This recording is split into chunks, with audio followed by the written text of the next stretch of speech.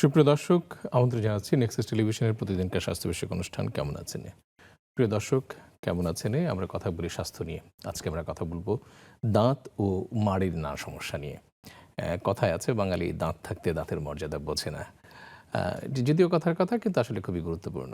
আমরা দেখা যায় সহজে আমরা দাঁতের চিকিৎসা করতে চাই না বা যাওয়া হয় না, কিন্তু দাঁতে যখন কিছু সমস্যা দেখা দেয় তখন কিন্তু আমাদেরকে যথেষ্ট বেগ পোহাতে হয় এবং দাঁতের ব্যথা থেকে শুরু করে দাঁতের নানাবিধ যন্ত্রণায় আমরা কিন্তু তখন বারবার যেতে হয় ডেন্টিস্টের কাছে এবং সেটি একটি যন্ত্রণাদায়ক অভিজ্ঞতা হয়। কিন্তু যদি আমরা আগে থেকেই এই সমস্যাগুলো সম্পর্কে সচেতন হতে পারি এবং সেগুলোকে আমরা যদি প্রতিরোধ করতে পারি, তাহলে নিশ্চয়ই আমরা ভালো থাকবো এবং ভালো থাকবে আমাদের দাঁত। আজকে দাঁত ও মাড়ির নানা সমস্যা নিয়ে কথা বলবার জন্য স্টুডিওতে উপস্থিত আছেন আমাদের অতিথি ডাক্তার সঞ্জির হাওলাদার। তিনি একজন ডেন্টাল সার্জন এবং কনসালটেন্ট, ইউনিভার্সাল মেডিকেল কলেজ হাসপাতাল। ডক্টর সঞ্জির, আপনাকে স্বাগত জানাচ্ছি আমাদের অনুষ্ঠানে। ধন্যবাদ ভাইয়া, আপনাকে অনেক ধন্যবাদ। প্রথমেই আপনার কাছ থেকে একটু জানতে চাই, সেটা হচ্ছে যে দাঁতের ক্ষয় প্রসঙ্গে। দাঁতের যে নানান ধরনের সমস্যা আছে তার মধ্যে একটি বোধহয় খুব কমন হচ্ছে দাঁতের ক্ষয়। দাঁতের ক্ষয় কেন হয় এবং সেটি প্রতিরোধের উপায় কী? আচ্ছা, প্রথমত হচ্ছে দাঁতের ক্ষয়ের কথা যদি বলি, হ্যাঁ একদম হচ্ছে প্রাথমিক যেটা, আমাদের ফুড হ্যাবিটের কারণে দাঁতটা ক্ষয় হতে পারে। বিভিন্ন ধরনের আমাদের জেনেটিক্যালিও হতে পারে, যে অনেকের দাঁত হচ্ছে জেনেটিক্যালি খুব উইক থাকে, সেক্ষেত্রেও দাঁতের ক্ষয়টা হতে পারে। তো পেশেন্ট, এই কথা যদি বলি যে পেশেন্ট হচ্ছে আমাদের কাছে দাঁতের ক্ষয় তো তারা বোঝে না, তারা আমাদের কাছে যেভাবে আসে, দাঁতের ব্যথা হচ্ছে বা দাঁত শিরশির করছে, ঠান্ডা গরম কিছুই খেতে পারছে না, বা হচ্ছে কোনোভাবে একটু বাতাস লাগলেই হচ্ছে দাঁতটাকে সেন্সিটিভিটি শুরু হয়ে যাচ্ছে। তো পেশেন্ট মেইনলি হচ্ছে এই ধরনের প্রবলেম নিয়ে আসে, পেইন হচ্ছে বা শিরশির হচ্ছে, এই ধরনের সমস্যা নিয়ে আসে। দেন আমরা আইডেন্টিফাই করতে পারি যে দাঁতের ক্ষয়ের ব্যাপারটা বা গর্ত, যেটাকে আমরা ক্যাভিটি বা ক্যারিজ বলে থাকি। তো এই ধরনের প্রবলেম তো পরে আমরা হচ্ছে আইডেন্টিফাই করি। তো কারণ ফুড হ্যাবিট হতে পারে, জেনেটিক্যালি হতে পারে, এবং হচ্ছে পেশেন্টের আনহাইজিনিক যেই ব্যাপারটা, যে টুথ কেয়ার সে প্রপারলি করছে না, ওটা থেকে কিন্তু এই ক্ষয়, ক্যাভিটি এই ধরনের পথে হচ্ছে যাচ্ছে। আচ্ছা, এই যে ঠিকমতো পরিষ্কার করছে না, বা আসলে ঠিকমতো পরিষ্কার বলতে আমরা কি বুঝি? আমরা কিভাবে দাঁত ব্রাশ করলে দাঁত ঠিকভাবে পরিষ্কার হবে? একদম প্রাইমারি যদি বলি, ব্রাশিং প্রসিডিউরটা, যে আমাদের দুবার ব্রাশ করতে হচ্ছে, যেটা আমরা পেশেন্টকে সবসময় বলি দুবার ব্রাশ করতে হবে। সকালে ব্রেকফাস্টের হচ্ছে পরে এবং রাতে হচ্ছে ঘুমানোর আগে দুবার ব্রাশ করতে হবে। অবশ্যই সেটার একটা প্রসিডিউর আছে। আমরা কখনোই কিন্তু ব্রাশিংয়ের সময় খেয়াল করবেন না, আমরাও সেটা করি যে খুব আনমনাভাবে কোনো রকমভাবে ব্রাশ করে যাই। তো এটা আসলে প্রসিডিওর না, নর্মালি 2 থেকে 3 মিনিট সময় নিয়ে ব্রাশ করতে হবে। এবং হচ্ছে ব্রাশটা নর্মালি 45 ডিগ্রি অ্যাঙ্গেলে হচ্ছে আমাদের ব্রাশিং প্রসিডিওরের নিয়মটা, এটা একটা। এবং ব্রাশের ক্ষেত্রেও আমাদের সিলেকশনের একটা ব্যাপার থাকে, যে আমি ব্রাশ কোনটা সিলেক্ট করছি এবং সেটার ব্রিসেলটা কেমন, সেটা গুণগত মানটা কেমন, এটাও একটা ব্যাপার থাকে। তো প্রাইমারি হচ্ছে এই ব্যাপারটা। দেন হচ্ছে আমাদের দাঁতের ফাঁকে যে খাবারের কণাগুলো জমছে, আমরা তো সারাদিন ব্রাশ করছি না, আমরা দুবেলা ব্রাশ করছি, বাট সারাদিনই কিন্তু আমরা কিছু না কিছু খাচ্ছি। তো পরক্ষণে যদি আমরা পরিষ্কার করে ফেলি, ফ্লসিংটা করি এবং হচ্ছে আমরা মাউথওয়াশটা ব্যবহার করি, এগুলোর মাধ্যমে কিন্তু দাঁতটাকে আমরা টেক কেয়ার করছি, এগুলো খেয়াল রাখতে হবে। এবং হচ্ছে অবশ্যই ডেন্টিস্টের কাছে সমস্যা থাকুক বা না থাকুক, আমাদের ইয়ারলি একবার বা 6 মান্থলি একবার কিন্তু চেক আপ করতে হবে, যে কোনো ধরনের কোনো প্রবলেম আছে নাকি, বা নর্মালি না থাকলেও ওকে, বাট নর্মাল চেক আপটা। অনেক ধন্যবাদ আপনাকে। নর্মাল চেক আপটা আসলে আমরা কি ইয়ারলি বা 6 ইয়ারলি?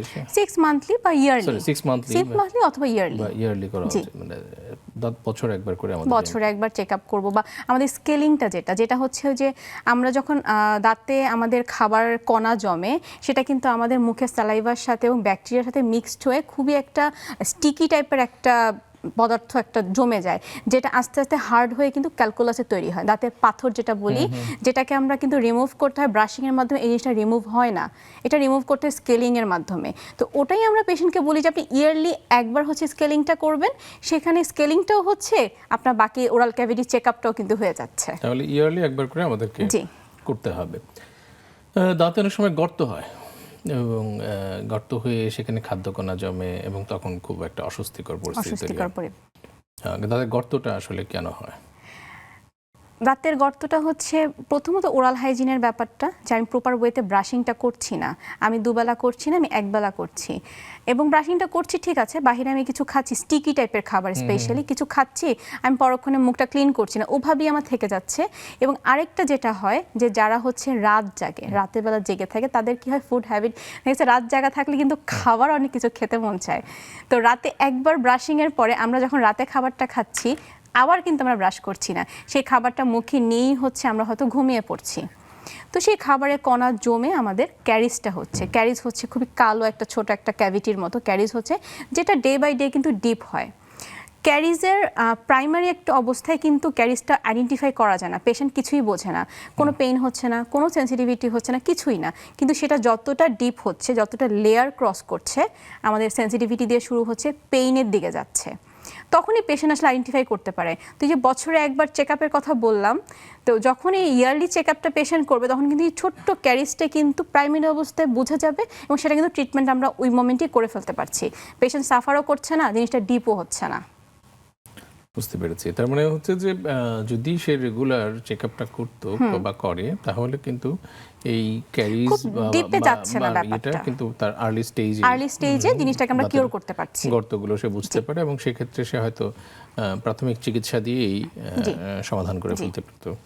কিন্তু যখন গর্তটা খুব বেশি হয়ে যায়, তখন আপনারা কি করেন? গর্তটা যখন বেশি হয়ে যায় তখন তো পেশেন্টের কমপ্লেইন থাকে যে প্রচণ্ড ব্যথা হচ্ছে, এবং একটা সময় দেখা যাচ্ছে পেইনটা এমন একটা পর্যায়ে চলে যায় যে আপনার পেইন কিলারও কাজ হচ্ছে না, তখন পেইন কিলার নিচ্ছে 1 ঘন্টা, সে ভালো আছে, আবার পেইন হচ্ছে। তো ওই ধরনের কেসে আমরা আগে আইডেন্টিফাই করি যে সেটা কত দূর পর্যন্ত গিয়েছে, কয়টা লেয়ার সে ক্রস করেছে, সে কি পাল্প পর্যন্ত চলে গিয়েছে। যদি জিনিসটা পাল্প পর্যন্ত চলে যায়, আমরা আসলে রুট ক্যানাল ট্রিটমেন্টে চলে যাই, রুট ক্যানাল ট্রিটমেন্ট চলে যায়। আর যদি সেটা দেখি যে না, সেটা ইনফেকশন করে ফেলছে, সামহাও দাঁতটাকে ফ্র্যাকচার বা ক্র্যাক করে ফেলছে, তখন হয়তো আমরা এক্সট্রাকশনের দিকে যাই। কিন্তু প্রাইমারি আমরা রুট ক্যানাল, ম্যাক্সিমাম পেশেন্টের রুট ক্যানাল ট্রিটমেন্টেই যেতে হয় আর কি, যখন পেইনের কমপ্লেইনটা থাকে।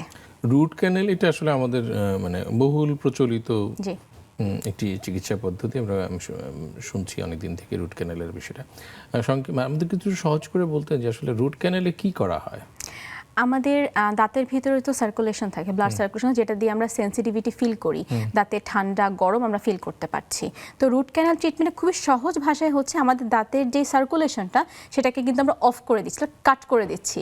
সেটা কাট করে আমাদের যে পাল্পের যে সেন্টারটা, ওটাকে আমরা হচ্ছে ফিলিং ম্যাটেরিয়াল বা আদার্স ম্যাটেরিয়াল দিয়ে আমরা ফিল করে দিচ্ছি, সিল করে দিচ্ছি।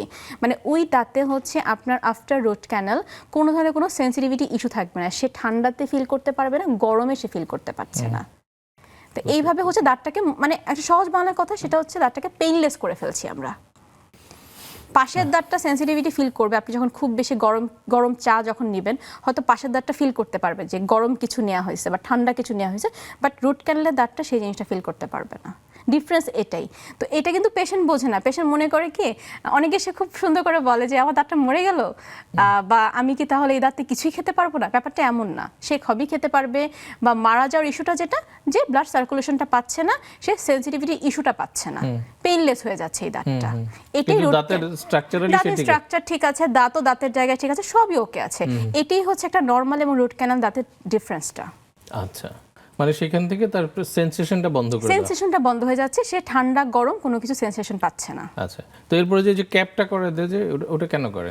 দাঁতের স্ট্রাকচার যখন হচ্ছে গিয়ে দাঁতে আমি ব্লাড সার্কুলেশন অফ হয়ে যাচ্ছি, এই দাঁতটা আফটার রুট ক্যানাল খুব ক্র্যাকি হয়ে যায়, তখন যেটা হয় যে আমরা যখনই হার্ট কিছু বাইট করছি, লাইক হাড়টা চাবাচ্ছি, তখন সেটা ব্রোকেন হওয়ার একটা চান্সেস থাকে।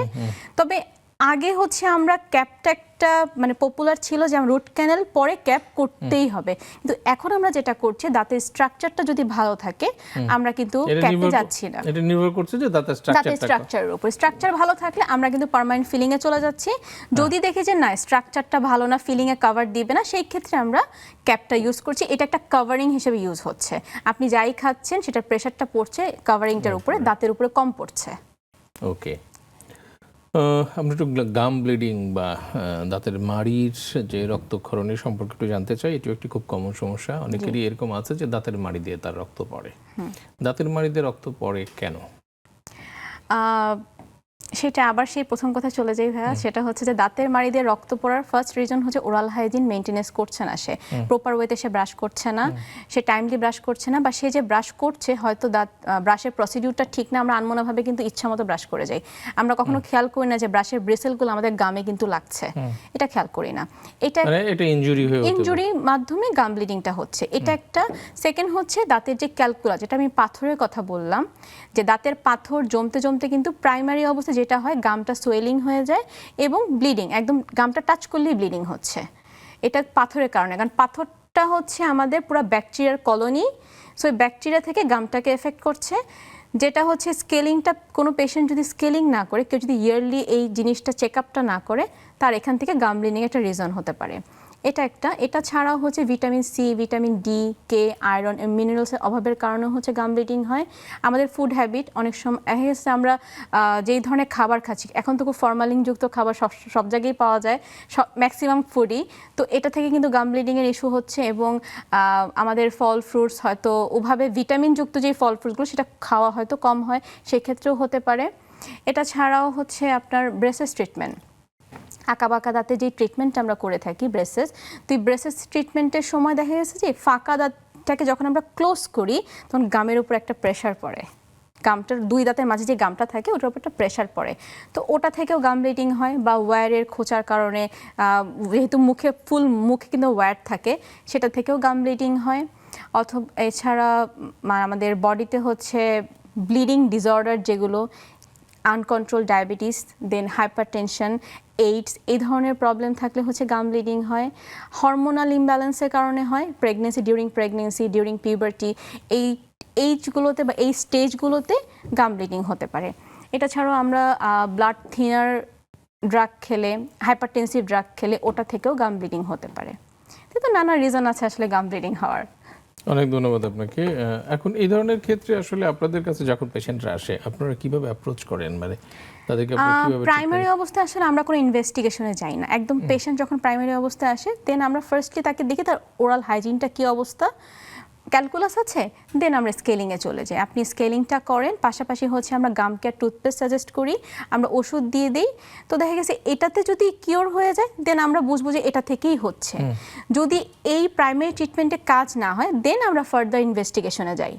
গাম ব্লিডিং যে শুধু আমাদের ওরাল ক্যাভিটির কারণেই হচ্ছে এমনটা না, আমাদের বডির অন্যান্য সমস্যারও কিন্তু একটা উৎসর্গ বা উপসর্গ হতে পারে গাম ব্লিডিং ডিসঅর্ডার থাকলে। দেন আমরা ফার্দার ইনভেস্টিগেশনে যাই যে তাহলে এইটা না, তাহলে অন্য কি রিজন হতে পারে, দাঁতে কোনো ধরনের কোনো সমস্যা, দাঁতে ভিতরে কোনো সিস্ট হয়েছে, বা হচ্ছে সে কোনো ধরনের কোনো ওষুধ ড্রাগ হিস্ট্রি আছে, শারীরিক কোনো সমস্যা আছে, সে প্রেগনেন্ট, অথবা তার এইজটা কেমন, দেন আমরা একটা পর একটা স্টেপ বাই স্টেপ হচ্ছে আমরা আগাতে থাকি। বাট প্রাইমারি অবস্থায় পেশেন্ট আসলে আমরা হয়তো স্কেলিং করে দিই, ডিপ স্কেলিং করে দিই, আমরা ওষুধ দিয়ে দিই, এবং গাম কেয়ার যে টুথপেস্টগুলো সেগুলো আমরা সাজেস্ট করে দিই। অনেক ধন্যবাদ আপনাকে। দাঁতের একটা খুব কমন সমস্যা আছে, সেটা হচ্ছে যে আঁকা বাঁকা বা উঁচু দাঁত। আজকাল অনেক ধরনের চিকিৎসা পদ্ধতি, অ্যাস্থেটিক সার্জারি বেরিয়েছে, যেগুলো দিয়ে এই আঁকা বাঁকা বা উঁচু দাঁতকে সমান করা যায় বা সুন্দর করা যায়। এই ট্রিটমেন্টগুলো সম্পর্কে একটু জানতে চাই, এবং কখন কিভাবে এগুলো করতে হয়, এই বিষয়গুলো একটু জানতে চাই। আঁকা বাঁকা এবং উঁচু নিচু দাঁতের ক্ষেত্রে আমরা ফার্স্ট ট্রিটমেন্ট আমরা চলে যাই, সেটা হচ্ছে braces treatment, orthodontic braces treatment. তো ব্রেসেস ট্রিটমেন্টও হচ্ছে দু ধরনের আছে, একটা রিমুভেবল আছে যেটা আমরা রিমুভ করে হচ্ছে ইউজ করতে পারি, আর একটা হচ্ছে ফিক্সড। তবে রিমুভেবলটা আমরা আগে সাজেস্ট করতাম, এখন আমরা খুব সিভিয়ার কেসে হচ্ছে ওটা কখনো আমরা সাজেস্ট করি না, আমরা ফিক্সড ট্রিটমেন্টেই চলে যাই।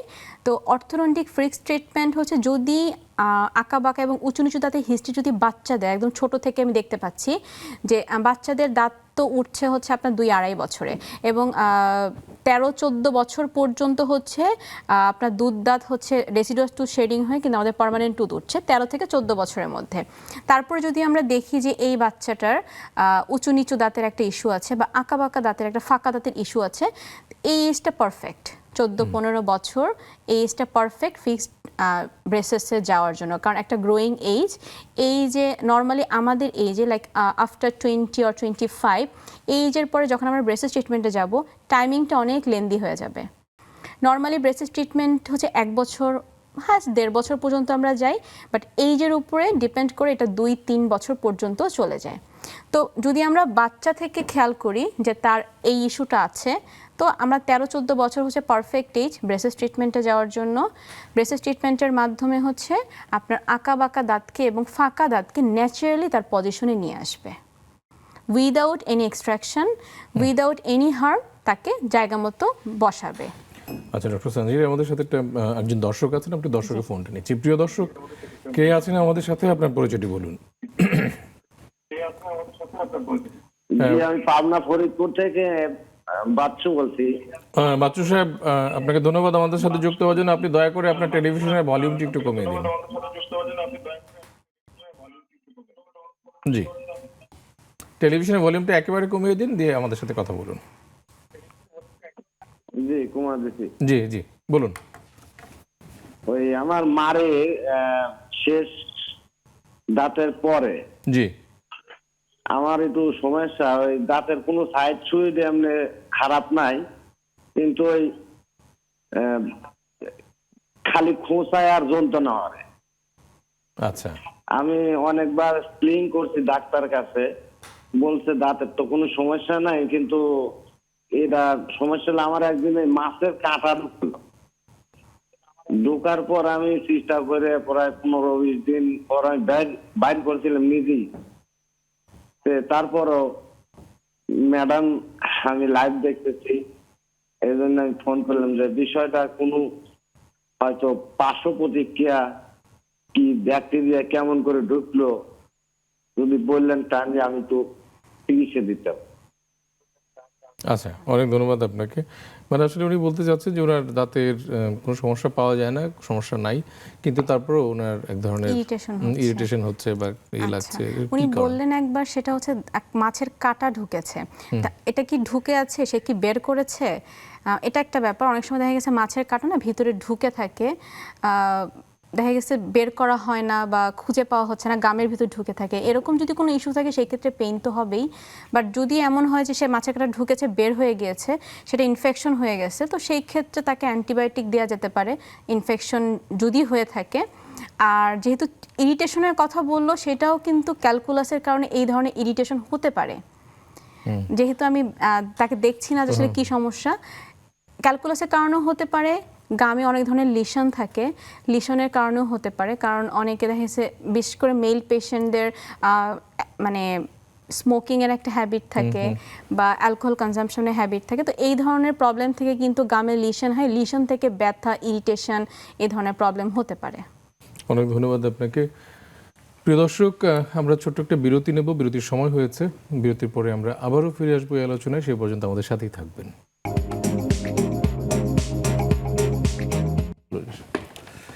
প্রিয় দর্শক, বিরতির পরে আমরা আবারও ফিরে এলাম নেক্সাস টেলিভিশনের প্রতিদিনকার স্বাস্থ্য বিষয়ক অনুষ্ঠান কেমন আছেন।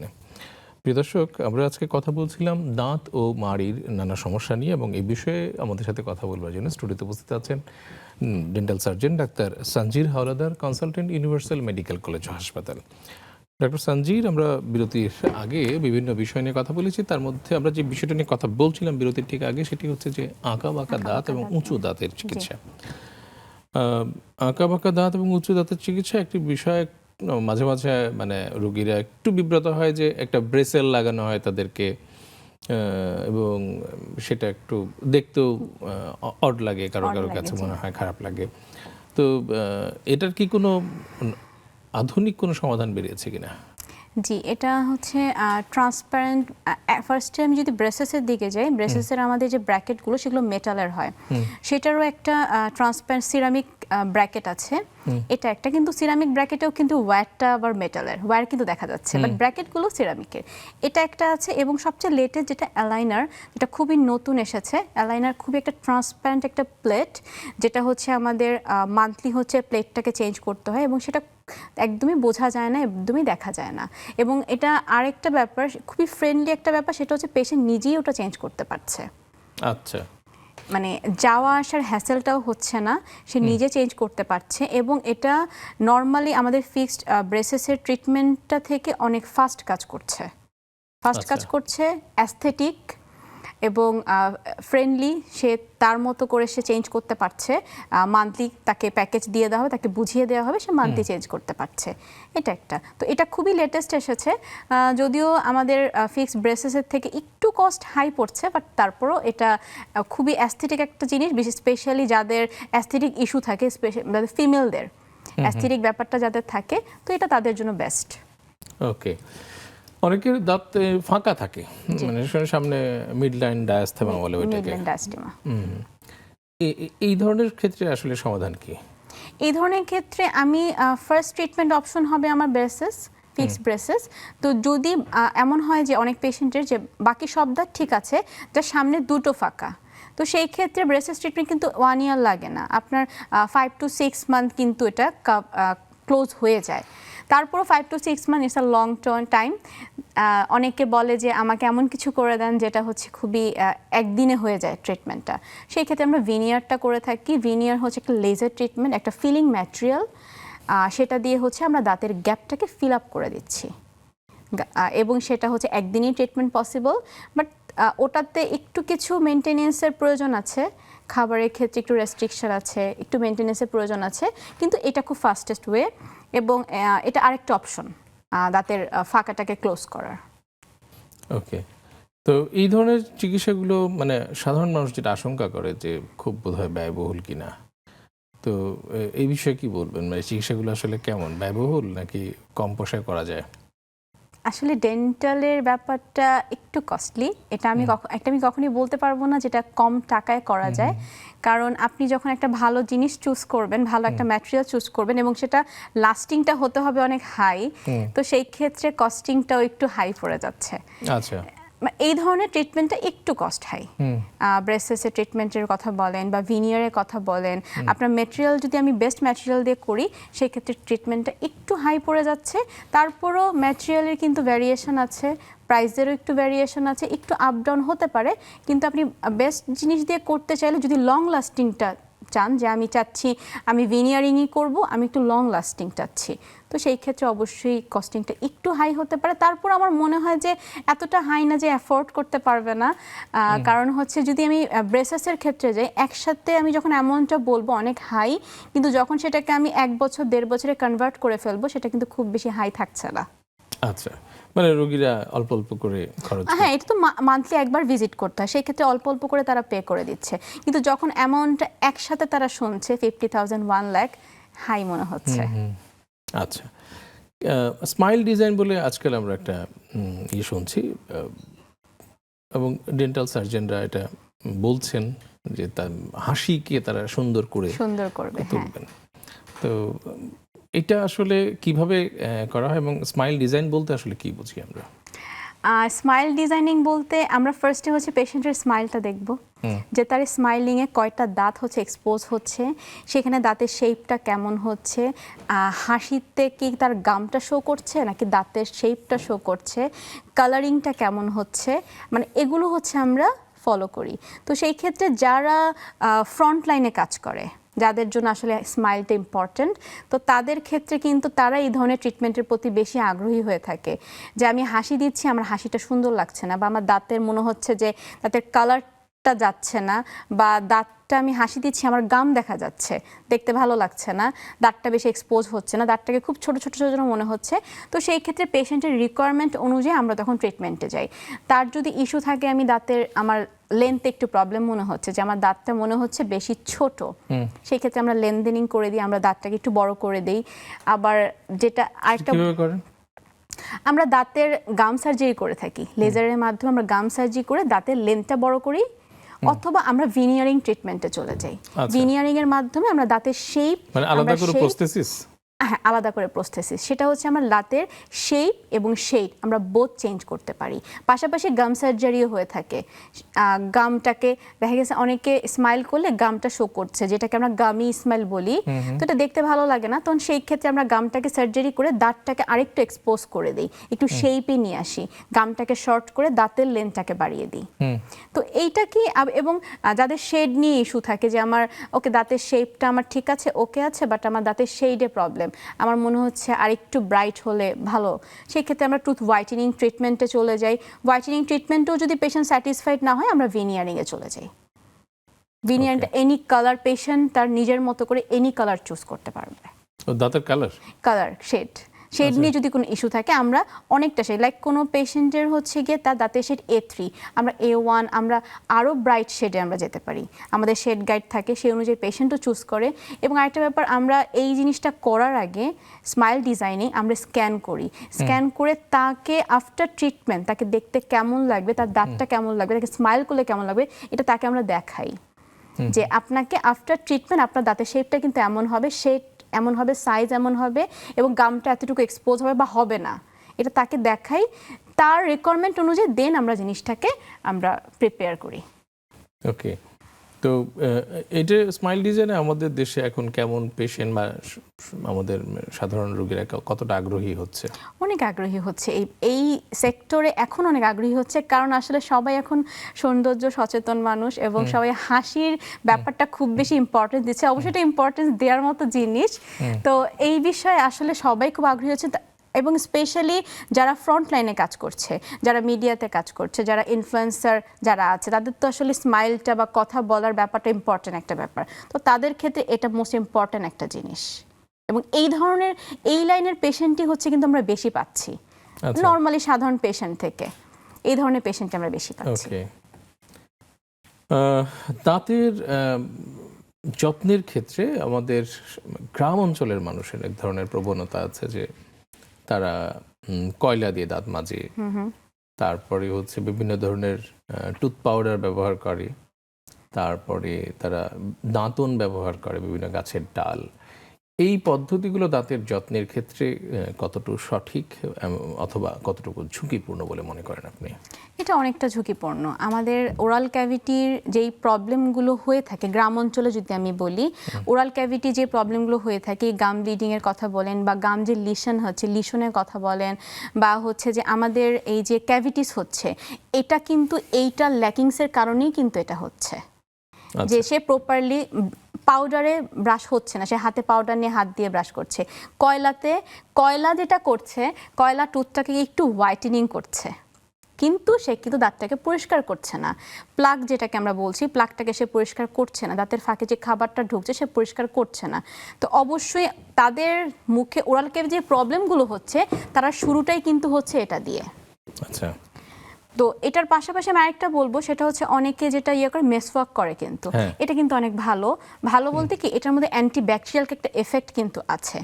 অনেকে মেসওয়াক করে, তো এটা বেটার, কিন্তু মেসওয়াকের পাশাপাশি ব্রাশ করতে হবে, ব্রাশ উইথ মেসওয়াকটা ঠিক আছে, আমাদের ইসলামিক দিক থেকে এটা খুব ভালো একটা জিনিস, এবং এটার মধ্যে অ্যান্টি ব্যাকটেরিয়াল এফেক্টও আছে, সেই হিসেবেও এটা ভালো। কিন্তু মেসওয়াক কিন্তু আমাদের একদম লাস্ট পর্যন্ত যায় না, বা মেসওয়াক আমাদের দাঁতের মাঝের যে অংশটা সেটা কিন্তু ক্লিন করতে পারছে না, ওটা করবে হচ্ছে ব্রাশ। সো ব্রাশ দিয়ে উইথ প্রপার যে পেস্ট সেটা দিয়ে হচ্ছে দাঁতটা ক্লিন করতে হবে, অন্য সবকিছু বাদ দিয়ে, ছাই বা পাউডার সবকিছু বাদ। অনেক ধন্যবাদ আপনাকে। আর আরেকটি মিথ আছে, সেটা হচ্ছে যে গ্রামাঞ্চলে এটা দেখা যাচ্ছে যে দাঁতের পোকা নামানো বা দাঁতের পোকা হচ্ছে বলে মানুষকে একটা ধারণা দেওয়া হয়, তারপর দাঁতের পোকা নামানো হয়। এগুলো আসলে কতটা বিজ্ঞানসম্মত এবং আসলে কি দাঁতে পোকা হয় কিনা এবং সেটা নামানোর প্রয়োজন আছে কিনা? আসলে এমন কিছুই নেই, এটা মিথ তো মিথই। তবে যেটা হয় যে আমি যদি পোকা বলি, সেটা হচ্ছে যে বললাম দাঁতে যে ব্যাকটেরিয়া থাকে, আমি মানে জাস্ট ব্যাকটেরিয়াটা কি আমি যদি মাইক্রোস্কোপে দেখি ওটাই একটা পোকা, আর কিছু না। পোকা বলে দাঁতের ভেতরে কিছুই থাকে না, খালি চোখে দেখার মতো কিছু না। জাস্ট আমাদের যে ক্যারিসটা হচ্ছে দাঁতের ভিতরে, যে ক্যারিসটা হচ্ছে, যেটা কিন্তু আসলে ব্যাকটেরিয়ার কারণে হচ্ছে, ওটাই আমি আমার মানে তাদের সাথে তাদের ভাষা যদি আমি ইউজ করি তাহলে ওটাই হচ্ছে পোকা। এছাড়া দাঁতের পোকা বলে আসলে কিছু নেই। তবে গ্রামাঞ্চলে যেটা করে, মানে আমি একটা ভিডিও জাস্ট দেখেছিলাম যে সে একটা কটনে হচ্ছে ফেক একটা পোকা আর কি ঢুকিয়ে সেই কটনটাই মুখে ঢুকিয়ে মুখ থেকে বের করছে, মানে বুঝাচ্ছে যে এটাই একটা পোকা। আর আমাদের মেন্টালি কি থাকে যে আমরা যেটা ভাবি, যেটা ডিপলি চিন্তা করি, সেটাই কিন্তু মনে হয়। তো তখনই সে মনে করছে পোকা বের হয়ে গেছে, ব্যথা নাই, আমি ঠিক আছে, ব্যথা নাই, এমনই হয় ব্যাপারটা। অনেক ধন্যবাদ আপনাকে। প্রিয় দর্শক, আরেকটা বিরতি নেবার সময় হলো, আমরা বিরতি নিচ্ছি কিন্তু ফিরে আসবো খুব তাড়াতাড়ি নেক্সাস টেলিভিশনের পর্দায়। সে পর্যন্ত আমাদের সাথে থাকুন।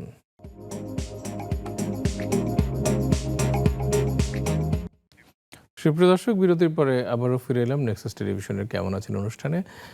প্রিয় দর্শক, আজকে আমরা কথা বলছিলাম দাঁত ও মাড়ির নানা সমস্যা নিয়ে। আমরা শুরুতেই বলেছিলাম যে আমরা দাঁত থাকতে দাঁতের মর্যাদা বুঝি না, এবং আমরা দাঁতের সমস্যা খুব বেশি ঝামেলায় না পড়লে, খুব বিপদে না পড়লে আমরা ডেন্টিস্টের শরণাপন্ন হতে চাই না। কিন্তু আসলে আমরা যদি সঠিক সময়ে আমাদের দাঁতের যত্ন নিই এবং সঠিক সময়ে যদি আমরা আমাদের দাঁতের চিকিৎসকের কাছে যাই, তাহলে কিন্তু অনেক বড় ধরনের সমস্যা থেকে আমরা মুক্তি পেতে পারি। তো দাঁত ও মাড়ির নানা সমস্যা নিয়ে আজকে আমরা কথা বলছিলাম। তার মধ্যে বেশ কয়েকটি বিষয় নিয়ে আমরা ইতিমধ্যে কথা বলে ফেলেছি। আমাদের সাথে আজকে অতিথি হিসেবে আছেন ডাক্তার সানজির হাওলাদার, তিনি কনসালটেন্ট, ইউনিভার্সাল মেডিকেল কলেজ হাসপাতাল। ডক্টর সানজির, আমরা বিরতির আগে অনেকগুলো বিষয় নিয়ে কথা বলেছি, আমার দাঁতের বিভিন্ন ধরনের সমস্যা, দাঁতের ক্ষয় এবং ইত্যাদি ইত্যাদি। তো দাঁতের ক্ষয় এবং দাঁতের কোনো সমস্যার কারণে যদি দাঁতটা পুরোপুরি নষ্ট হয়ে যায় বা বাদ দিতে হয় বা ফেলে দিতে হয়, একটা সময় তো ছিল যে দাঁতের আসলে মূল চিকিৎসা ছিল দাঁত ফেলে দেওয়া। হ্যাঁ, যে একটা দাঁতের সমস্যা হচ্ছে না, দাঁত ফেলে দিতে হবে। হ্যাঁ, তো এখন তো আসলে দাঁত ফেলে দেওয়া অনেক কমে গেছে। একদম হচ্ছে লাস্ট পর্যায়ে না গেলে যে ফেলে রাখাই যাবে না, এই অবস্থায় না গেলে আসলে আমরা দাঁত এখন একদমই ফেলি না। এখন দাঁত ফেলা হয় না, বিভিন্নভাবে রুট ক্যানেল করে ক্যাপ লাগিয়ে সেটাকে টিকিয়ে রাখা হচ্ছে। জি। তো যদি কখনো ফেলে দিতে হয় তাহলে সেখানে আপনারা কি করেন? যদি কখনো ফেলে দিতে হয়, ওই জায়গাটায় আমাদের টুথ রিপ্লেসমেন্টের ক্ষেত্রে ফার্স্ট অপশন হবে ইমপ্ল্যান্ট। ইমপ্ল্যান্টের মাধ্যমে হচ্ছে আমরা সেই রিপ্লেসমেন্টটা ফিল আপ করতে পারি।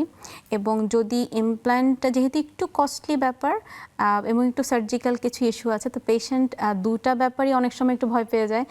কস্ট হাইটা এটাও একটু চিন্তা করে, প্লাস হচ্ছে একটু সার্জিক্যাল ইস্যু থাকে ওটাও একটু চিন্তা করে।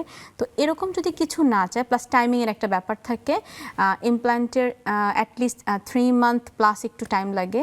টাইমেরও যদি ইস্যু থাকে তো সেই ক্ষেত্রে আমরা ব্রিজ অপশনে চলে যাই। ব্রিজ মানে হচ্ছে আপনার পাশের দুটো দাঁতকে আমরা সাপোর্ট নিয়ে একটা ব্রিজ করে মাঝখানের গ্যাপটা হচ্ছে আমরা ফিল আপ করে দিচ্ছি।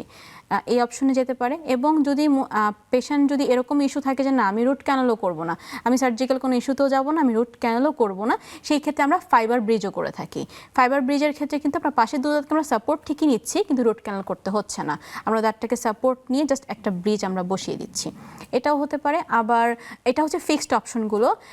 অনেকে ফিক্সড অপশন না গিয়ে আবার রিমুভাল অপশনেও যায়, রিমুভাল দাঁত বসিয়ে দিই, সেটা আবার খোলা যায়, লাগানো যায়, এরকম টাইপের, যে সারাদিন সে পড়ে আছে, রাতের বেলা খুলে রাখছে। যদিও এই অপশনটা এখন আসলে খুবই কমে গেছে, এখন পেশেন্ট কখনই এটা নিতে চায় না আনলেস তাদের ফিনান্সিয়াল কোনো ইস্যু না থাকলে। তারপর এটা একটা অপশন দাঁত রিপ্লেসমেন্টের। আচ্ছা, তো এই দাঁত রিপ্লেসমেন্ট এবং ইমপ্ল্যান্ট কি আসলে মানে ওই আপনার রিপ্লেসমেন্টের সাথে কি ওটা করেন, ইমপ্ল্যান্টটা করেন? ইমপ্ল্যান্ট মানে এক্সট্রাকশনের সাথে কি বলছেন? জি, অনেক সময় হচ্ছে হ্যাঁ এক্সট্রাকশনের ব্যাপারটা যদি থাকে যে দাঁতটাতে কোনো ইনফেকশন নেই, সামহাও দাঁতটা ক্র্যাক হয়ে গিয়েছে, বা পেশেন্টের ইচ্ছা সে অন্য কোনো ট্রিটমেন্টে যাবে, সে দাঁতটা ফেলে দিবে, তো এই ধরনের থাকলে আমরা সঙ্গে সঙ্গে কিন্তু ইমপ্ল্যান্টের স্ক্রুটা হচ্ছে আমরা রিপ্লেস করতে পারি ইনস্ট্যান্ট, দাঁতটা ফেলে দিয়েই। কিন্তু যদি দাঁতে ইনফেকশন থাকে, যদি বনি লস থাকে, সেই ক্ষেত্রে আমাদের দাঁতটা ফেলে দিয়ে আমাদের কিছুদিন ওয়েট করতে হয়, জায়গাটা ফিল আপ হওয়ার জন্য, বোনসটা গ্রো হওয়ার জন্য আমাদের কিছুদিন ওয়েট করতে হয়, দেন হচ্ছে আমরা ইমপ্ল্যান্টেশনে যেতে পারি। ওকে, আচ্ছা, বাচ্চাদের দাঁতের সমস্যা নিয়ে আমরা একটু কথা বলতে চাই। বাচ্চাদের ক্ষেত্রে তো কিছুটা সমস্যা হয়, কারণ বাচ্চারা দেখা যায় যে ব্রাশ করতে চায় না, তারপরে হচ্ছে বাচ্চারা প্রচুর মিষ্টি খাবার পছন্দ করে। তো বাচ্চাদের দাঁতে আসলে কমনলি কি কি ধরনের সমস্যা হয়? বাচ্চাদের দাঁতে একদম ছোট থেকে যদি বলি, বাচ্চাদের দুধ দাঁত ওঠা কিন্তু শুরু হয় 2 থেকে 2.5 বছর থেকে, এবং বাচ্চাদের দুধ দাঁত হচ্ছে 20টা। 20টা দাঁত 2 থেকে 2.5 বছরের মধ্যে হচ্ছে, 2 থেকে 2.5 হাইস্ট 3 বছর, 3 বছরের মধ্যে তার সবগুলো দাঁত উঠে যায়, 20টা দাঁত। যখনই আমাদের একটা দুটা দাঁত উঠছে ছোট থেকে, একদম আফটার 6 মান্থের পর থেকে, তখন যেটা হবে যে খুবই নরম একটা কটন কাপড় দিয়ে বা একটা তুলা দিয়ে আমাদের দাঁতটাকে ক্লিন করতে হবে, কারণ ওই সময় বাচ্চারা ব্রেস্ট ফিডিং করে। এবং এইটা হচ্ছে মেইন কারণ আমাদের বাচ্চাদের টুথ ক্যারিজ স্টার্ট হওয়ার, যেটাকে আমরা নার্সিং বটল ক্যারিজ বলে থাকি।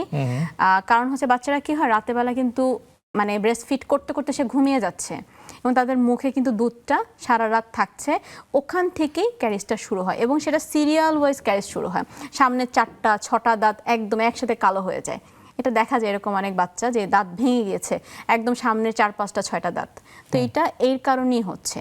তো প্রাইমারিভাবে যদি এইটা আমরা টেক কেয়ার করা শুরু করি, যে দাঁতটাকে আমরা খাবার পরেই হচ্ছে একটু নরম, কারণ তখন তো ব্রাশ ইউজ করা যাবে না, নরম কাপড় দিয়ে হচ্ছে একটু ক্লিন করে দিলাম, বা এখন কিন্তু সিলিকনের ব্রাশ পাওয়া যাচ্ছে বাচ্চাদের জন্য, ফিঙ্গার ব্রাশ পাওয়া যাচ্ছে যেটা হাতের ভিতর ঢুকে সিলিকনের মাথাগুলো খুবই সফট, এটা একদমই গামেও লাগে না, এত সফট।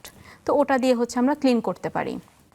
তো এইটা যখন হচ্ছে ছোট থাকে 6 মাস থেকে এটা দিয়ে আমরা শুরু করব। আফটার যখন আমাদের 3 বছর পার হয়ে যাবে তখন কিন্তু বেবি যে পেস্টগুলো আছে সেই পেস্টগুলো আমরা ইউজ করতে পারি। ইউজ করে তাকে হ্যাবিচুয়েট করাতে হবে দাঁতটাকে ক্লিন করার, এটা একটা। আর যারা হচ্ছে ব্রেস্ট ফিড করছে রাতের বেলা ঘুমিয়ে ঘুমিয়ে খাচ্ছে, ব্রেস্ট ফিড করার পর একটু জাস্ট পানি খাওয়া দিতে হবে তাকে, যাতে হচ্ছে জিনিসটা অটো ফ্লাশ হয়ে যায়।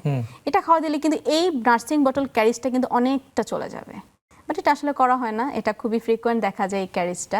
তো এইভাবে মানে এইভাবে টেক কেয়ার করলে আশা করি কোনো বাচ্চার আসলে ক্যারিজ হয় না।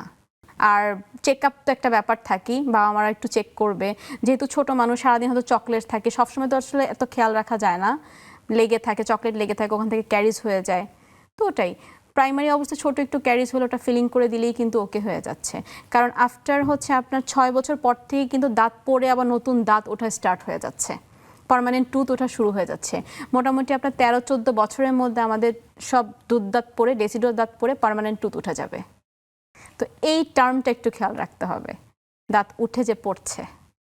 আচ্ছা, তো একটা আপনি ভালো পরামর্শ দিলেন, সেটা হচ্ছে যে বাচ্চাদের রাত্রেবেলা ব্রেস্ট ফিড করার পরে যেন একটু পানি খাওয়ানো হয়। পানি খাওয়াতে হবে, কারণ দুধটা মুখে থেকে যাচ্ছে। পানি যদি আমি জাস্ট ফিডারে জাস্ট একটা চুমুক সে পানি খায়, দুধটা কিন্তু ফ্লাশ আউট হয়ে যাচ্ছে, হয়ে গিয়ে তখন পানিটা এই মুখে থাকছে। প্র্যাকটিসটা আসলে করা হয় না। এটা করা হয় না, হ্যাঁ। এখন বাচ্চাদের যখন এই ক্ষয় হয় বা ক্যারিজ হয়, অনেকের কিন্তু ক্যারিজ হয় এবং দাঁতে ব্যথা পর্যন্ত হয়, তো এসব ক্ষেত্রে আপনারা কি ট্রিটমেন্ট দিয়ে থাকেন আর কি তাদেরকে? খুবই অল্প এজের হলে আসলে বাচ্চারা কিন্তু কোঅপারেটিভ হয় না। দেখা গেছে যে মেয়ে একদম বাচ্চাদের যে প্রবলেমগুলো নিয়ে আসে, খাবার খাচ্ছে গর্তে ঢুকে যাচ্ছে, এবং আরেকটা ইস্যু হচ্ছে ফুলে যায় মাড়ি, একদম বাচ্চাদের দাঁতের মাড়ি একদম ফুলে যায়, পাস বের হয়, এরকম এক ইনফেকশন হয়। তো বাচ্চা যদি কোঅপারেটিভ হয় তাহলে আমরা যদি জাস্ট ইস্যু থাকে যে খাবার ঢুকছে ব্যথা হচ্ছে, সেই ক্ষেত্রে আমরা ফিলিং অপশনটা ফিলিং করে দিই।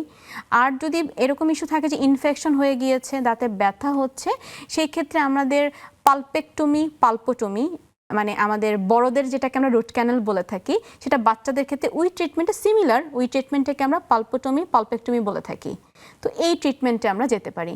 এই ট্রিটমেন্টে হচ্ছে 3 থেকে 4 দিন হচ্ছে টাইম লাগে এই ট্রিটমেন্টটা কমপ্লিট করতে। ইনফেকশন থাকলে টাইম একটু বেশি বাড়তে পারে, কিন্তু বাচ্চা যদি একটু কোঅপারেটিভ হয় দেন আসলে এই প্রসিডিউরে যাওয়া যায়, আদারওয়াইজ এই প্রসিডিউরে যাওয়াটা একটু টাফ। ওকে, এবার আসি আমরা একটু খাওয়া দাওয়া প্রসঙ্গে। আমাদের কি কি ধরনের খাবার খেলে পরে আমাদের দাঁত ভালো থাকবে? খাবার আমাদের অবশ্যই ভিটামিন সি যুক্ত খাবার খেতে হবে, ভিটামিন ডি আছে, মিনারেলস আছে, আয়রন আছে, এই ধরনের খাবারগুলো খেতে হবে। এবং যেই ধরনের খাবারে হচ্ছে আমাদের প্রবলেম হতে পারে, স্টিকি টাইপের ফুড যেটা আমাদের খেলে দাঁতে লেগে থাকছে, এই ধরনের খাবারটা একটু অ্যাভয়েড করতে হবে। এবং যেই ধরনের কারণে আমাদের দাঁত এবং মাড়ির সমস্যা হতে পারে, স্মোকিংয়ের কারণে হতে পারে, অ্যালকোহল কনজাম্পশনের কারণে হতে পারে, দেন হচ্ছে যারা পান খাচ্ছে, বয়স্ক যারা পান, এদের জন্য যেই প্রবলেমগুলো হচ্ছে এগুলো একটু অ্যাভয়েড করতে হবে। একদম এইসব ব্যাপারগুলো আসলে হুট করে বললেই তো কেউ চেঞ্জ করতে পারবে না, বাট আস্তে আস্তে এগুলোকে অ্যাভয়েড করতে হবে। খাবার রুটিনটা ঠিক করতে হবে, পানির পরিমাণটা একটু বাড়িয়ে দিতে হবে, কারণ অ্যাটলিস্ট দিনে 1 থেকে 2 লিটার পানি খেতে হবে। পানি খেলে কিন্তু মুখে ফ্লাশ হচ্ছে, ফ্রিকোয়েন্ট ফ্লাশ হচ্ছে। তো এই ব্যাপারগুলো একটু খেয়াল রাখতে হবে। খাবারগুলো তো ওই যে বললাম ভিটামিন ডি থাকে, ভিটামিন সি থাকে, ক্যালসিয়াম থাকে। সেই ক্ষেত্রে আমি যদি খাবারের কথা বলি, দুধ খেতে হবে, দুধ, ছোট মাছ, সামুদ্রিক মাছ যেগুলো, এগুলোর মধ্যে অনেক পরিমাণ আয়রন থাকে, ক্যালসিয়াম থাকে। তো এই টাইপের খাবারগুলো দাঁতের জন্য হেলদি, অনেক স্ট্রং করে দাঁতকে। তো এই খাবারের হ্যাবিটগুলো না ছোট থেকেই বাচ্চাদের শুরু করতে হবে, ছোট থেকেই। না, আমাদের যে প্রতিদিনকার খাদ্যাভ্যাস, আমরা তো আজকাল মানে খুব মিষ্টি জাতীয় খাবার খাই, এবং খাওয়ার সাথে সাথে তো আসলে ব্রাশ করা হয় না না। বা সেভাবে আসলে ক্লিন করা হয় না। তো আমাদের এখনকার যে খাদ্যাভ্যাস আছে বা ফাস্ট ফুড আছে, তো এই খাদ্যাভ্যাসে কি আসলে আমাদের দাঁতের ক্ষতি করছে কিনা বেশি? হ্যাঁ, করছে। আমি বলবো না যে মিষ্টি খাচ্ছি বলেই আমাদের ক্যাভিটি হচ্ছে বা এটা আমি বলবো না। মিষ্টিটা এফেক্ট করছে তখন যখন আমি মিষ্টিটা খেয়ে সেটাকে আমি রেখে দিচ্ছি। হ্যাঁ, এটা এফেক্ট তখন করছে। কিন্তু যদি মিষ্টিটা খাবারের পর আমরা সেটা যদি ক্লিন করে ফেলি, ব্রাশই করতে হবে এমন না, আমি কুলি করেও ক্লিন করে ফেলতে পারি। আমি কিন্তু ফ্লসিং করেও দাঁতের ফাঁকে যদি ঢুকে থাকে সেটা দিয়েও কিন্তু আমি ক্লিন করতে পারি। যদি ক্লিনিং হ্যাবিটটা আমাদের থাকে তাহলে মিষ্টি কিন্তু কোনো এফেক্ট করতে পারছে না। এটা একটা। আর হার্ড ফুড বাইটটা একটু অফ করতে হবে। হার্ড ফুড বাইটে কিন্তু দাঁতে প্রেশার পড়ে, দাঁতের ভেতরে প্রেশার পড়ে, অনেক সময় ভালো দাঁত ক্র্যাক হয়ে যায়, ভেঙে যেতে পারে। ভেঙে যেতে পারে। এইটা কিন্তু ভালো এফেক্ট পড়ছে। প্লাস ওই যে ক্ষয়, যেটা ক্ষয়ও কিন্তু এই হার্ড ফুড বাইট থেকে হচ্ছে। হার্ড ফুড বাইট কি তাহলে করা যাবে না? মানে আমরা যে হাড্ডি খাই সেটা তো হাড্ডি খাই, ওটা একটু অ্যাভয়েড করতে হবে। অনেকে এমন আছে যে গরুর হাড় খেয়ে চাবি একদম গুঁড়ো গুঁড়ো করে ফেলছে। হ্যাঁ, এইটা একটু অ্যাভয়েড এটা খুবই- করলে ভালো। এটা হ্যাঁ, দাঁতের জন্য খুব ভালো। risky আর কি। এটা খুবই রিস্কি। ভালো আচ্ছা। দাঁত, এমন পেশেন্ট আসে যে ভালো দাঁত ফেটে গেছে মাঝখান দিয়ে, হ্যাঁ, অনেকে ওই যে নিহারি খায়, মানে হ্যাঁ। মানে হাড় চাবা একদম গুঁড়ো করে ফেলে। এগুলো করে ফেলে। তো সেটা করতে গেলে আমার মানে সেটা না করাই ভালো না এখন। করাই দাঁতের জন্য ভালো এটা। আচ্ছা। দাঁতে যত প্রেসার পড়বে, দেখা গেছে অনেক সময় এমন হয় যে দাঁত ইনট্যাক্ট কিন্তু প্রেসারটা পড়ে দাঁতের নিচে ইনফেকশন হয়ে গিয়েছে এবং সেই ইনফেকশন থেকে একসময় সিস্ট হয়ে যাচ্ছে ওই সামান্য একটা জিনিস থেকে। হ্যাঁ। কিন্তু তো এই জিনিসটা একটু গোড়াতে ইনজুরি হলে পরে ওগুলোতে ইনজুরি যে- হলে তখন দেখা যাচ্ছে দাঁতটা cyst হয় আমাদের সিস্ট হয়ে গেলে অপারেশনে চলে যাচ্ছে, ইনোকুলেশনে চলে যাচ্ছে, অথবা যদি ইনফেকশন হয় রুট ক্যানালে চলে যাচ্ছে। এমনও হয় যে ইনফেকশনটা এতটা ছড়িয়ে যায় যে এক্সট্রাকশনে পর্যন্ত চলে যাচ্ছে। ক্র্যাক হলে তো এক্সট্রাকশনে চলে যাচ্ছে, আচ্ছা, মানে তুলে ফেলতে হচ্ছে। তুলে ফেলতে হচ্ছে যদি দাঁতটা মাঝখান দিয়ে পুরো ক্র্যাক হয়ে সেপারেট হয়ে যায়। আচ্ছা, অ্যাস্থেটিক সার্জারি, এটা নিয়ে একটু জানতে চাই। আমরা অনুষ্ঠানের প্রায় শেষের দিকে চলে এসেছি। তো আজকাল তো মানুষজন এসব ব্যাপারে খুব ঝুঁকছে, আমরা একটু আগে এসব বিষয়ে কথা বললাম। অ্যাস্থেটিক সার্জারিতে আপনারা স্মাইল ডিজাইন করেন, জি। এছাড়া আর কি কি ধরনের কাজ করে থাকেন মানে অ্যাস্থেটিক সার্জারিতে? অ্যাস্থেটিক আসলে সার্জিক্যাল যদি বলি সেক্ষেত্রে আমাদের গাম সার্জারিটাই পড়ছে। অ্যাস্থেটিকের কথা যদি বলি, গাম সার্জারিটা পড়ছে। গামের সার্জারির মধ্যে অ্যাস্থেটিক আরেকটা ইস্যু থাকে, যারা স্মোকিং যারা করে এদের গামটা একটু খেয়াল করবে, একটু ব্ল্যাকিশ থাকে। তো এটাও কিন্তু আমরা লেজার ট্রিটমেন্টের মাধ্যমে গামটাকে আমরা ঠিক করছি, গামের আচ্ছা। কালার শেডটা আমরা চেঞ্জ করতে পারছি। এটাও কিন্তু এক ধরনের অ্যাস্থেটিক সার্জারির মধ্যে পড়ছে। ওকে। তারপরে হচ্ছে গামি সার্জারি, গাম সার্জারি যেটা টুথগুলো হচ্ছে আমাদের খুবই শর্ট লেন্থের থাকে এবং মনে হয় যে গাম দিয়ে দাঁতটা ঢাকা, তো সেটাও কিন্তু আমরা অ্যাস্থেটিক সার্জারির মধ্যে পড়ছে। আবার অনেক সময় মাড়ি উঁচু না, অনেক সময় মাড়ি উঁচুটা কিন্তু অ্যাস্থেটিক সার্জারির মধ্যে যাচ্ছে না, কারণ মাড়ি উঁচুটা তখন দেখা যাচ্ছে আমাদের ফুললি সার্জিক্যাল ইস্যুতে যাচ্ছে। আমাদের হয়তো ভিতরে বোনসটা কাটতে হচ্ছে, দেন আমরা গামে যাচ্ছি। হ্যাঁ, এটা তো ডাবল সার্জারির মধ্যে চলে যাচ্ছে। তো অনেক সময় ম্যাক্সিলোফেশিয়াল সার্জনরা করে থাকেন। এছাড়া আমাদের ফ্রেনাম থাকে, অনেক সময় দেখা গেছে যে হাসলে ফ্রেনামটা দেখা যাচ্ছে, মানে আমাদের ফ্রেনামটা কিভাবে বুঝাবো, এখানে একটা মাংস থাকে কিন্তু সামনে এই জায়গায় একটা মাংস থাকে, নিচে থাকে, ভেতরে থাকে। হ্যাঁ, তো হাসলে হয়তো অনেক সময় মাংসটা দেখা যাচ্ছে। তো এই সার্জারিটাও কিন্তু আমরা করে থাকি, এটাও অ্যাস্থেটিকের মধ্যে পড়ছে। এবং এই মাংসটা বেশি থাকলেই কিন্তু আমাদের মিডলান ডায়াস্টেমা তৈরি হচ্ছে, মাংসটা দুই দাঁতের মাঝখানে চলে যাচ্ছে, ফাঁকা হয়ে যাচ্ছে। তো এটা আমরা অ্যাস্থেটিক সার্জারির মধ্যে কারেকশন করে দেন আমরা ডায়াস্টেমা ট্রিটমেন্টে যাচ্ছি। ওকে, অনেক ধন্যবাদ ডক্টর সঞ্জিরা হাওলাদার। আপনি আমাদের অনেক ব্যস্ত সময় থেকে আমাদেরকে সময় দিয়েছেন এবং আমরা দাঁতের বেশ কিছু গুরুত্বপূর্ণ বিষয় নিয়ে কথা বললাম, আমাদের কমন কিছু সমস্যা এবং দাঁত ভালো রাখার কিছু পরামর্শ আমরা আপনার কাছ থেকে জানতে পারলাম। আমাদের দর্শক যারা এই অনুষ্ঠানটি দেখেছেন, আশা করছি তারাও এই বিষয়গুলো তারা অবগত হয়েছেন এবং উপকৃত হয়েছেন নিঃসন্দেহে। দাঁত আমাদের শরীরের অত্যন্ত গুরুত্বপূর্ণ একটি অঙ্গ এবং এটির যত্ন নেওয়া প্রয়োজন এবং দাঁত ভালো থাকলে আমরা ভালো থাকবো, দাঁত ভালো না থাকলে কিন্তু কারো পক্ষে ভালো থাকা সম্ভব না। নেক্সাস টেলিভিশনের পক্ষ থেকে এবং আমাদের দর্শকদের পক্ষ থেকে আপনাকে আন্তরিক কৃতজ্ঞতা জানাচ্ছি। হ্যাঁ, আপনাকে অনেক ধন্যবাদ আপনার অনুষ্ঠানে ইনভাইট করার জন্য। অবশ্যই নেক্সাস টিভিকে আপনাকে অনেক ধন্যবাদ। প্রিয় দর্শক, এই ছিল আমাদের আজকের আয়োজন। আমরা সবাই চাই আমাদের সবার জন্য দাঁত ভালো থাকে, কারণ আমাদের সুন্দর হাসি, সুস্থ হাসি একটি সুস্থ দাঁতের মাধ্যমেই সম্ভব। সবাই ভালো থাকুন, সুস্থ থাকুন, সুন্দর থাকুন, এই প্রত্যাশা রেখে আগামী অনুষ্ঠান দেখবার আমন্ত্রণ জানিয়ে আজকের মতো এখানে বিদায় নিচ্ছি। শুভরাত্রি।